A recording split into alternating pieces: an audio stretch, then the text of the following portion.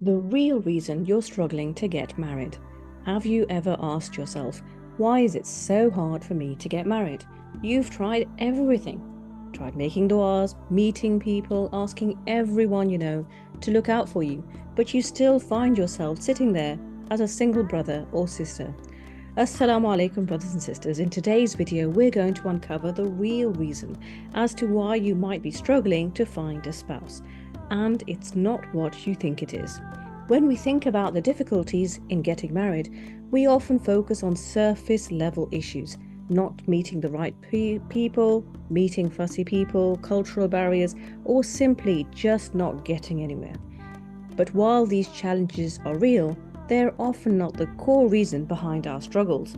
We usually blame external factors like a lack of opportunities. It feels like all the good people are already taken. But what if I told you the real reason you're struggling isn't external at all? What if the real reason is something internal, inside of you, something that you can work on? Many of us carry emotional baggage. We carry past hurts, disappointments, or even fears of rejection, fears of abandonment, and failure. These inner struggles can cloud our judgment, affect our self-esteem, make us feel that we're not good enough, and make it really hard to connect with other people. We might worry about meeting people and messing it all up, embarrassing ourselves, tripping on the carpet as we walk into the room, or wondering how to cover up that double chin. Maybe deep down we are afraid of committing to something as serious as marriage, a lifetime commitment. What if it doesn't work? What about our fears of marrying someone and it just not working out? What about the fear of feeling exposed as someone gets an insight into our faults and weaknesses?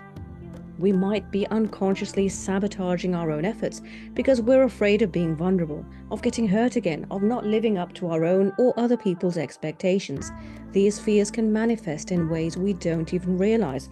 Being overly picky, hesitating to commit, or even pushing people away in order to protect ourselves. The fear is real. After all, getting married is a lifetime commitment, and many of us know people who have got married and it just hasn't worked out, and in some cases, it's turned out to be a total nightmare. When you meet people with those fears, you realize you can't commit, and you end up saying no to taking things further. Other people might start even calling you arrogant or fussy, but they don't know it's none of those things at all, even though it can appear to be. The issue isn't the other person, the issue is actually ourselves. So how do we work through this and give each potential person a fair chance? A fair chance to assess whether they are the right person or not, without our baggage pushing them away. Marriage is a huge step. It's not just about finding the right person, it's about being the right person. And here's the thing, you can't be your best self if you're constantly doubting yourself. Remember, my brothers and sisters, marriage isn't about finding someone who ticks every box on your perfect spouse checklist. So what's the way forward? The first step is self-reflection. Take a moment to pause and look inward. What are the fears or past experiences that might be holding you back? Are you truly ready for marriage, or are there some unresolved issues that need your attention? There is no such thing as a perfect spouse, but there is such a thing as two imperfect people who work together to build something amazing. The second step is not to blame yourself. We are all on a journey and we are all struggling.